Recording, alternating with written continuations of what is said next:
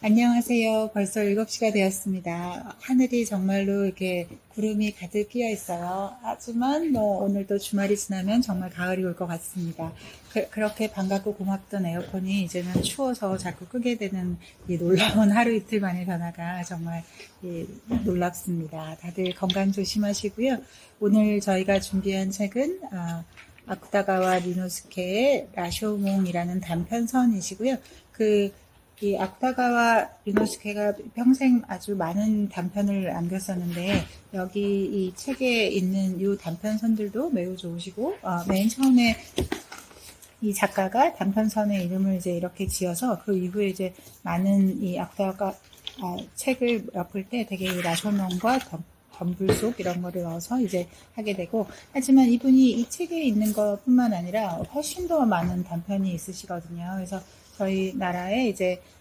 그 번역이 됐다가도 절판되고 하는데, 최근에 이 서비스라는 서커스라고 하는 출판사에서 나온 단편서는 이거보다 훨씬 더 두꺼운 책으로 이제 되어 있는데, 거기에 있는 단편들도 정말 아주 놀랍습니다. 그래서 이렇게 이거를 읽고 이거 너무너무 놀라운데 하고 더 읽어보고 싶으신 분은 그 책을 읽어보시면 정말 그 안에 또 더 놀라운 책들이 많이 있으세요. 아쿠타가는 사실 거의 1세대 이 일본의 세익스피어라고 하는 나스메 소세키의 바로 제자이기도 하고, 또 그분의 격려를 받아서 이제 작가로 정말로 이제 발걸음을 내딛자 이제 나스메 소세키는 바로 그 다음에 돌아가시고 그 뒤를 이어서 왔습니다. 하지만 이분도 정말 이렇게 정말 특별한 시대를 살았던 그런 시대에 정말 그런 머리는 좋고 세상은 보이는데 뭔가 세상은 내 뜻대로 되어가지 않는 그런 것을 보면서 많이 방황했던 그런 천재의 모습을 진짜로 볼 수 있습니다. 이 아쿠타가와 상이라고 하는 것은 지금도 일본의 최고의 신인에게 하는 일본 최고의 상으로 되어 있고요. 이분 이 정말 이름은 너무나 많이 들어봤죠. 누구나 많이 들어봤는데, 그 다음에 이분이 진짜 쓴 말은 어떤 걸까, 그런 거를 별로 한 적이 없는데, 실제로는 이제 읽어보면 정말 놀랍다. 이 시대가 사실 이제 메이지 유신이 일어나고 얼마 안 된 때거든요. 이 일본이 정말 일본만의 세계에서 수백 년을 살다가 그리고 정말 이 세상에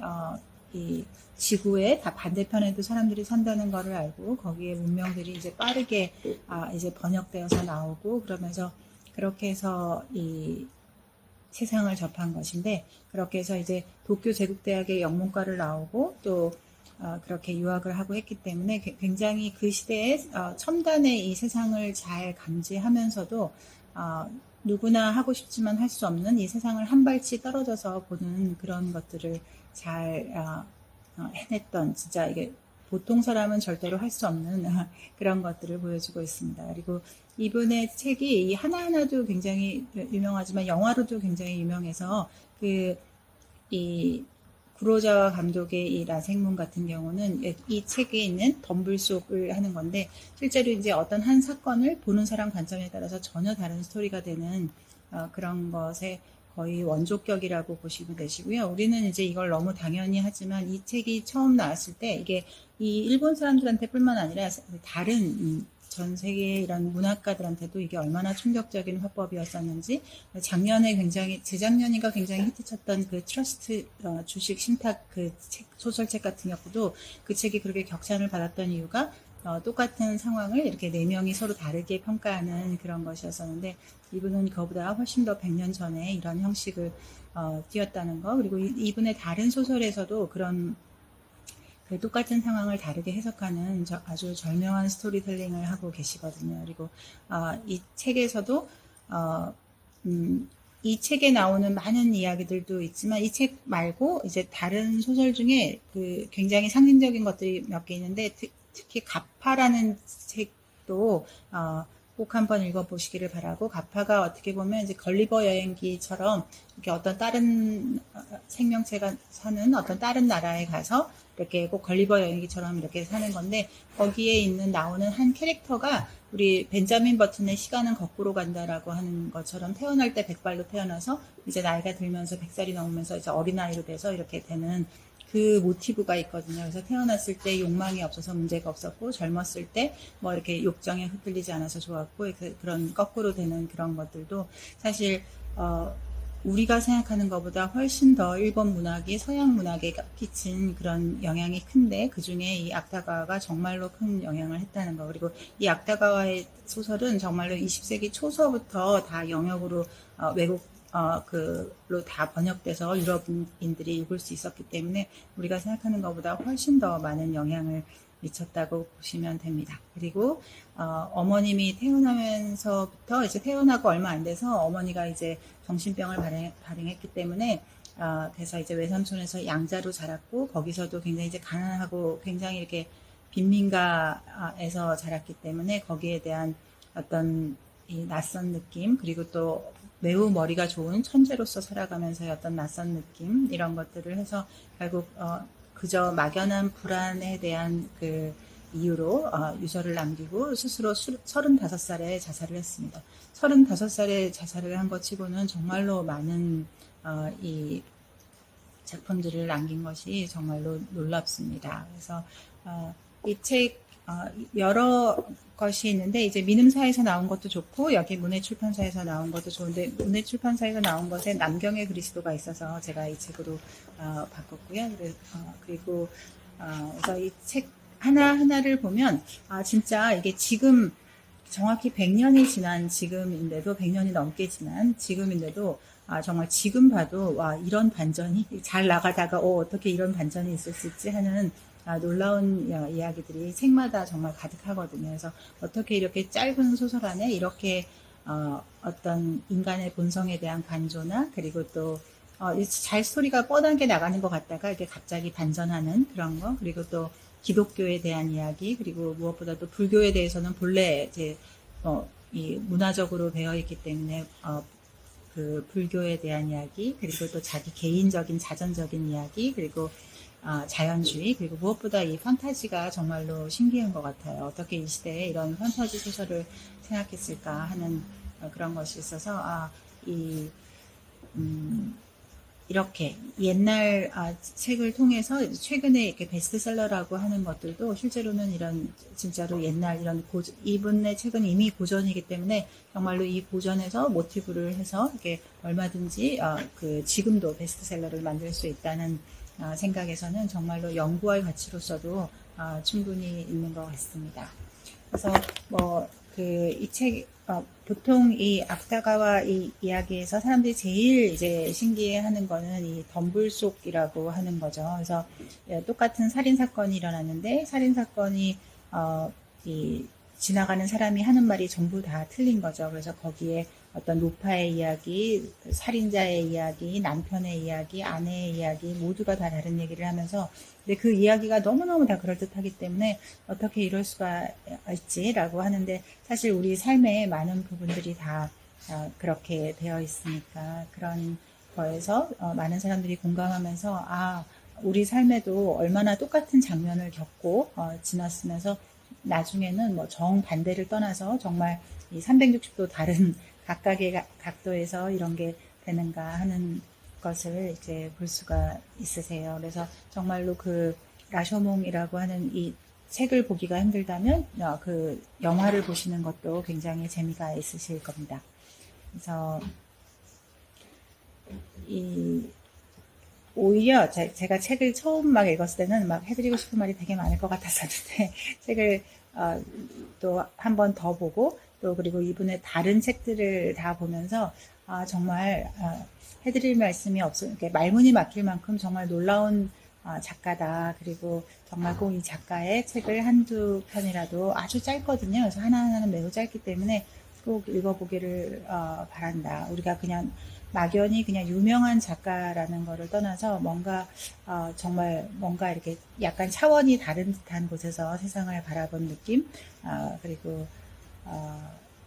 왜 정말 모든 사람들의 모든 일본 문학의 제일 위에 이 악다바라는 이름이 있는지를 알 수 있을 것 같아서 꼭 읽어보라는 말밖에 다른 말씀을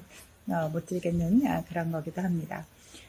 그리고 맨 처음에는 이제 이 사람이 살았던 시대가 막 이제 번영하고 신시대로 나아가는 시대이기도 하지만 여전히 또 많은 사람들이 가난하고 옛날에 구습에 이제 빠져 있을 때이기 때문에 맨 처음에 이분이 썼던 이 라쇼몬이라고 하는 이 책은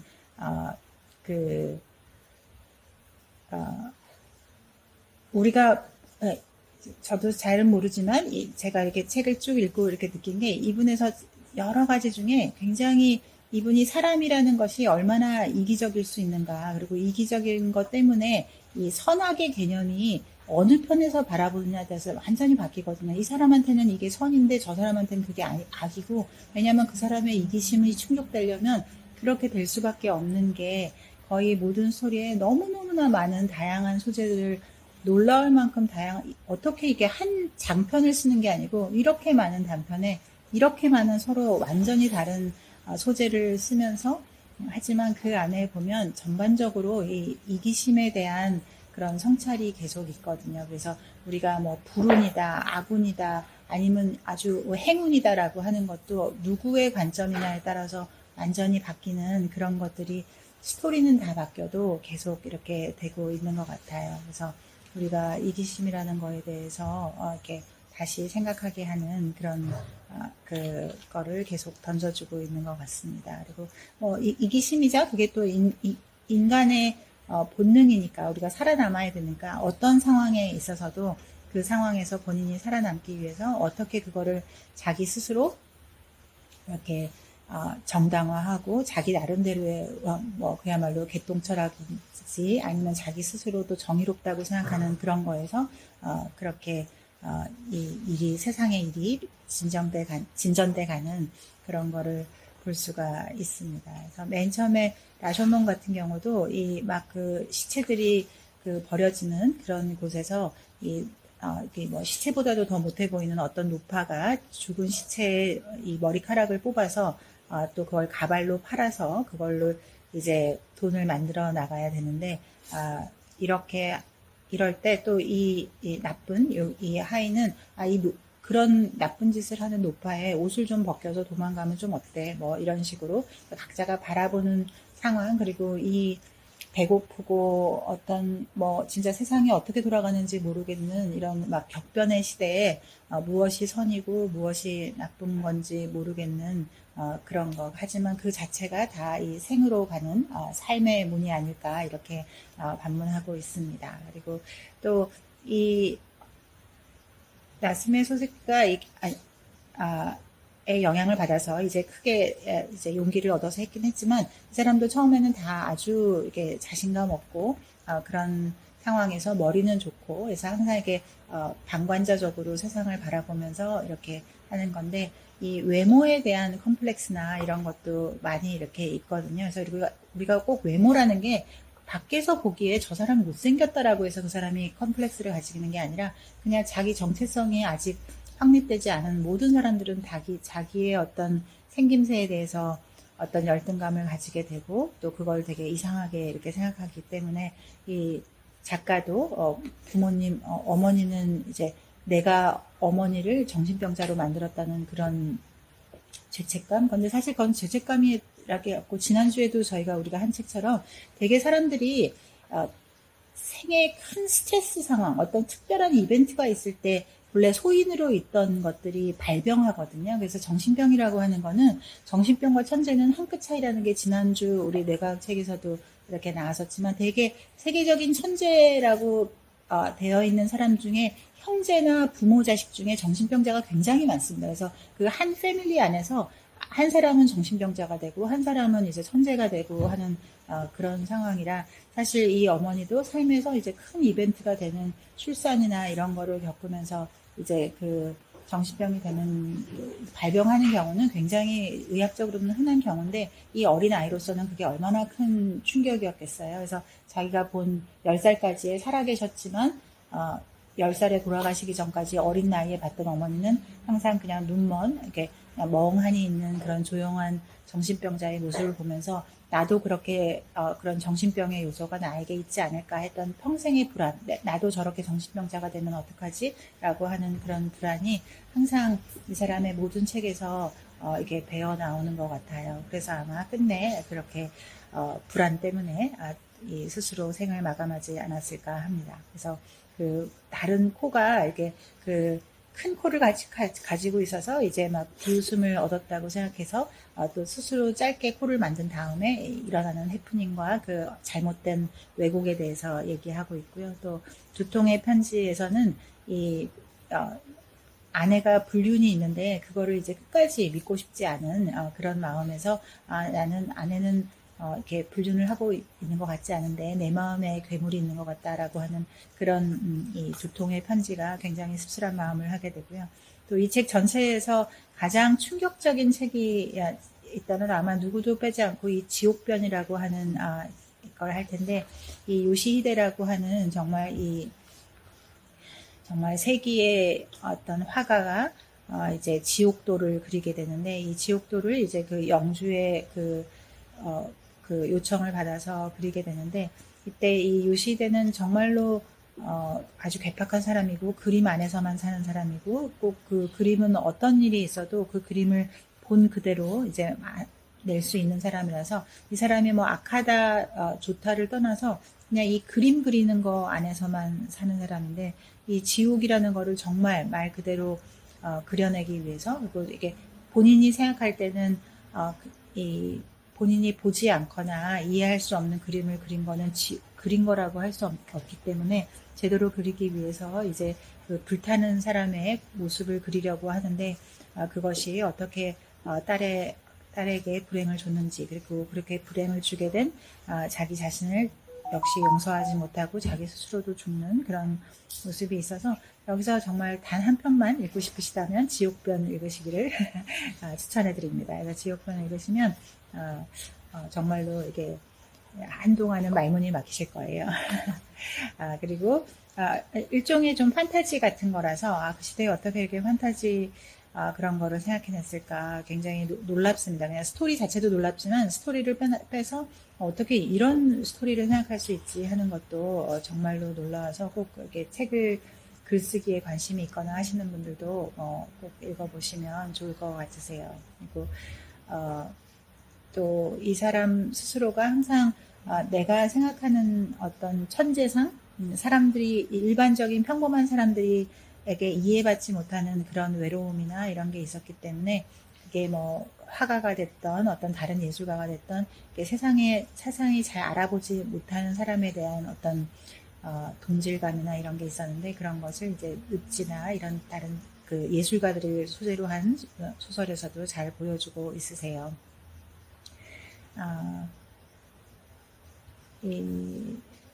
그리고 어떤 미생에 대한 어떤 이 이야기, 그 일생을 그냥 이렇게 기다림으로써만 살면서 이게 지금 내 앞에 있는 삶을 믿지 못하고 계속 그냥 기다리면서 사는 그런 모습도 볼 수가 있고요. 또 가을이라고 하는 곳에서는 이제 신여성이 굉장히 이제 똑똑하고 이런 사람이었었는데 그냥 자기 동생이 또 내가 좋아하는 사촌 오빠를 좋아하니까 거기에 이제 양보를 하고 이런 그 시대 우리 옛날 시대는 뭐 장녀나 장남이면 동생들이 좋아하는 걸 그냥 다 이렇게 그 양보했었잖아요. 하지만 그 양보 뒤에 얼마나 많은 그런 인간으로서의 쓸쓸함 그리고 또 그거를 차지한 사람들은 그걸 또 그렇게 고마워한다기보다는 여전히 이제 질투심이 있고 그래서 우리가 형제라고 하더라도 각각의 이기심 앞에서 얼마나 다 남남보다 못한 사람이 될 수밖에 없는가 하는 거를 이 가을이라고 하는 두 자매의 사랑 이야기에서 이렇게 볼 수가 있습니다. 이렇게 하고 이제 남경의 그리스도라고 하는 것도 굉장히 이제 유명한 작품인데 이분이 그 자살했을 때도 머리맡에 성경을 놓았을 정도로 굉장히 이제 그리스도교에도 관심이 많았었고 그래서 많은 책의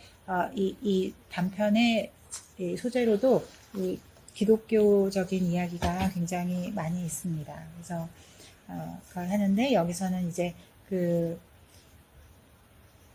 상하이를 기점으로 거기에 이제 그 창녀가 이제 성병에 걸렸는데 성병에 그럼 걸린 다음에 어떻게 하지라고 할 때 이제 사람들이 그걸 남한테 옮기면 다시 그게 이제 병이 너를 떠나가고 그 사람한테 이제 간다라는 이런 식의 믿음이 아마 사람들한테 굉장히 많이 있었을 것 같고 옛날에 그 유럽에서 그 프랑스 병, 이탈리아 병 하면 서로서로 옮길 때도 마찬가지였던 것처럼 여기서도 이 순진한 창녀가 이 질이 나쁜 이런 그 범죄자 외국인을 예수로 착각해서 그 사람이 이제 나를 구원해 줄 거라고 믿고 이렇게 해서 근데 정말 거짓말처럼 또 이렇게 그 이 창녀 그 순진한 창녀의 그 이 병이 낫게 되면서 그 사람을 더욱더 예수로 믿게 되는 그런 것들이 있는데 거기서 우리의 그 믿음이라는 것도 믿음이라고 하는 것도 우리가 어찌 보면 이 부질없는 욕망에서 어떻게 허구의 어떤 허구로 존재하는가 그런 것들을 보여주려고 하는 것 같아요. 그리고 무엇보다 이분의 책 전체에서 가장 유명한 덤불속이라고 해서 이거는 이제 각자가 이제 그 살인 사건에 어떻게 서로 다르게 말하는 건데 여기서도 보면 결국 그 뭐 노파가 됐던 범인이 됐던 그 이 정조를 잃은 그 아내가 됐던 그 아내를 잃은 부인 남편이 됐던 전부 다 자기에게 아주 이기적이고 그게 명예가 됐던 무엇이 됐던 자기에게 이익이 되는 쪽으로만 전부 다 이야기를 하거든요. 그래서 그게 정말 거짓인지 아닌지가 꼭 떠나서 정말 이 각자에게 이익이 되는 그런 이기심이 어떻게 이 현상을 왜곡시키는지 그런 거에 대해서 보여주고 싶어 하는 것 같아요. 그리고 오도미의 정조라고 하는 거는 실제로 이제 이 책이 개화 시대잖아요. 그래서 이제 옛날처럼 그렇게 이렇게 순종만 하는 여자가 아니라 정말로 이렇게 강한 여자, 일도 잘하고 이렇게 씩씩하고 자기 인생을 살아가는 사람들에서 그 위에 시어머니와 어떻게 이제 이 생각이 서로 부딪히는지 이런 것들도 볼 수 있습니다. 그래서 제가 정말로 오히려 멋모르고 그냥 조금 읽었을 때는 진짜 해드리고 싶은 말이 많고, 이건 이런 것 같아요. 막 이렇게 했었는데, 정말 책을 조금 더 읽으면서 정말 이렇게 제가 숙연한 마음이 들 정도로, 이 책은, 뭐라고 표현할 수 없지만 정말로 어떤 표현을 하나를 하라 그러면 정말 숙연함이 느껴질 정도로 그런 하나하나의 그 스토리 자체가 진짜로 놀랍거든요. 그래서 꼭 그거를 한번 보시기를 바라고 특히 제가 해드리는 거는 가파라는 게 있어요. 그래서 단편으로 따로 나온 것도 있고 아까 말씀드린 출판사 서커스에서 나온 이 책은 꽤 두꺼워서 거의 이제 800페이지 정도 되니까 거기 안에 이제 많은 단편들이 더 있는데 그 중에 가파는 꼭 읽어보시기를 바라고 꼭 걸리버 여행기 같아요. 그래서 근데 거기서 이제 우리 인간의 세계하고 굉장히 대척되는 인간의 세계에서 막 되게 좋다고 생각되는 거는 거기서는 거꾸로 나쁘고 또 인간의 세계도 굉장히 연상이 되고 그리고 무엇보다 이 그 어부의 모습은 그 벤자민 버튼의 시간은 거꾸로 간다에 정말로 큰 영감을 줬을 거라고 생각이 됩니다. 그래서 다른 책들을 이렇게 읽어보셔도 정말 다른 책에 영감을 줬을 것 같은 것들이 많이 있거든요. 그리고 또 조선시대 임진왜란에 대한 것도 김장군이라는 것이 있는데 여기서도 보면 이제 각 나라가 그 나라 사람들이 생각하는 영웅 그리고 그 반대 사람들이 그 반대편 나라가 생각하는 영웅이 전혀 다른 거죠. 그리고 하면서 여기서도 지적하는 거는 일본이라고 하는 나라는 한 번도 자기들의 어떤 패배를 교과서에 실어본 적이 없기 때문에 반드시 어떤 나라의 역사도 그 국민한테는 그냥 영광스러운 역사이기만 하다. 그래서 이런 것에 대한 것도 이렇게 서글프게 집어주고 싶었던 것 같으세요. 그리고 또 책이 아주 짧으면서도 이게 반전에 아주 놀라운 것들이 굉장히 많은데 그리고 사람들의 헛된 믿음에 대한 그것을 보는 거는 이제 용이 승천한다는 이야기를 어떤 사람이 지어냈는데, 그래서 그냥 장난으로 팻말로 그냥 어떤 호수 앞에다가 여기 3월 3일에 용이 승천한다고 이제 했는데, 그게 사람들한테 소문이 나서 뭐 인산인해로 사람들이 그날 결국 모이고, 근데 모든 사람이 거기에 있던 사람들이 다 그 용이 승천하는 거를 봤다고 이렇게 보면서 또 결국은 그 장난을 친 그 본인조차도 진짜 이게 맞나? 막 이렇게 하게 되는 거를 보면서 우리의 믿음이라고 하는 것이 얼마나 약간 믿을 수 없는 건가? 이런 것도 있고요. 또 교인의 죽음이나 기타 이 기독교에 대한 이야기, 그런 신부님들 이야기, 뭐 성모님 이야기 이런 것들이 많이 있거든요. 그래서 그런 것도 굉장히 인상적입니다. 그리고 또 이 검은 옷의 성모라고 하는 것은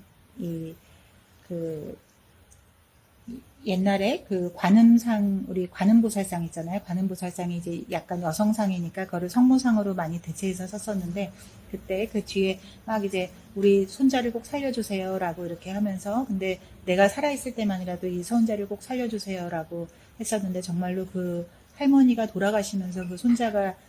죽는 거를 보면서 그 성모상 아래 써 있는 이 당신의 기도로 해서 신의 뜻이 바뀔 거라고 생각하지 마라라고 하는 그런 것들, 그리고 아그니 신이라고 하는 것도 정말로 아주 신기한 판타지 소설 같은 어떤 인도의 그 분노의 신 이런 거를 하고 있고요. 그래서 꼭 제가 보기에는 이 문예출판사 라쇼몽에도 정말로 많은 단편이 있어서 이거를 읽고 정말 재미가 있었다면 이 출판사 서커스에서 나온 이 더 많은 이 책이 단편이 있는 이 책들도 꼭 보시기 바랍니다. 뭐라고 할 거 없이 정말로 많은 동서, 어떤 중국의 고서, 그리고 일본의 옛날 설화, 그리고 어떤 서양의 이야기, 그리고 이 사람이 한창 개화시대에 이제 서양 문학을 막 번역돼서 오는 많은 책들을 봤기 때문에 볼테르, 톨스토이 이런 사람들의 이야기들도 굉장히 볼 수 있고요. 그렇게 해서 덕분에 이분이 1915년서부터 한 1925년 이때까지 이제 활발하게 책을 썼기 때문에 우리가 옛날에 한국의 근대 소설이라고 해서 이광수나 이상이나 이런 사람들이 이런 식으로 계보가 이어졌구나 하는 생각도 듭니다. 그래서 꼭 아무리 그 시간도 없고 나이가 못 읽는다라고 하더라도 이 덤불 속 그 여러 사람의 그 살인 사건이 어떻게 서로 다르게 해석되는지, 그리고 남경의 그리스도, 그리고 가파, 그리고 라쇼몽 그 정도 한번 읽어보시면 정말 왜 모두가 아쿠타가를 이렇게 말하는지, 그리고 정말 이 사람이 오히려 일본 사람이 아니었다면 서양에서 태어났다라면 토마스 만이나 이런 서양의 작가들보다도 훨씬 더 그 높은 반열에 쓰지 않았을까 하는 그런 생각도 진짜로 많은 사람들이 하는 것 같습니다. 근데 하지만 그 일본의 최초의 세상에 일본이라는 나라를 드러내게 되면서 정말로 그 짧은 개화의 시기에 이렇게 놀라운 책을 썼다는 것이 굉장히 정말 놀랍고 감사하게도 다 단편이라서 읽기가 너무 편하니까 진짜로 이 중에 몇 편이라도 읽어보시면 정말로 좋을 것 같습니다. 그래서 오늘은 일본 단편소설 지금부터 100년 전에 쓰였던 아쿠타가와 류노스케의 단편선에 대해서 이야기해 보았습니다. 이 아름다운 비오는 9월 잘 즐기시고 다음 주에 뵙겠습니다. 감사합니다.